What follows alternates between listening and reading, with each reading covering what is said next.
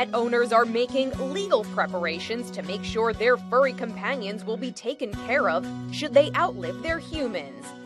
This is my cat Stitch. Tell me if you've ever seen a cuter cat than this. Joshua Lakowitz is one of them.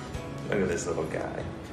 I don't have children. My pets are my children, and I want to make sure that they are cared for in the way in which I care for them now after I pass. And so there are certain things that I want to make sure that whoever takes on that responsibility is the right person, they're also compensated for it as well, and that there's financial means set aside. He's a veterinary oncologist and first learned about pet trusts when he agreed to care for the dog of a friend who was making end-of-life plans. That's how he got his papillon, Maurice.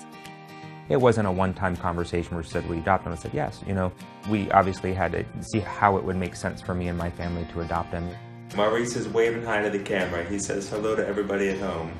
It's great having an animal, but it's also a lot of responsibility, and there's a lot of financial burden that comes along with it as well. Lakowitz says even though he's young, he wants to plan for the unexpected. He's set up his own pet trust so that Maurice and his cat Stitch will still have good lives if something happens to him.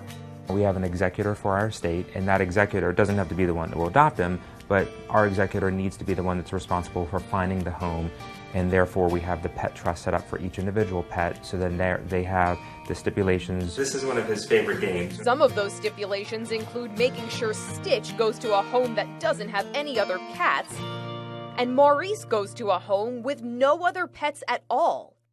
One of the most famous pet trusts was set up for Trouble, a white Maltese owned by New York real estate billionaire and hotelier Leona Helmsley. She left Trouble $12 million, although a judge later reduced that amount to $2 million. Helmsley left Trouble in the care of one of her hotel managers with instructions to have the dog buried next to Helmsley after her death. Helmsley died in 2007, and Trouble passed away in 2011. The most I've seen for a pet trust was actually a trust that I did recently, which was $50,000 per animal for their lifetime. $50,000 per animal? Per animal, right. Attorney Alice Jack-Young Choi has handled pet trusts for her clients and says anyone can set one up.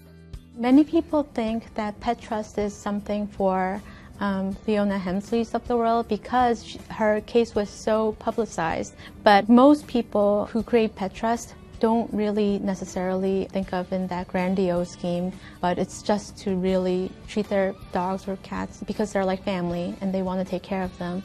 People don't leave it that detail-oriented. They just leave it to someone who they can trust and appoint a caregiver who would know how to take care of the pet because they're knowledgeable about their patterns.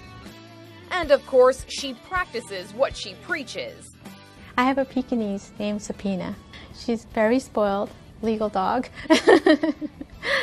because both her parents are attorneys.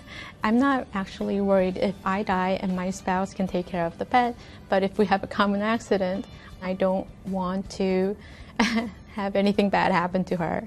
So I have a trustee and a caregiver appointed to make sure that she can have a long, happy life.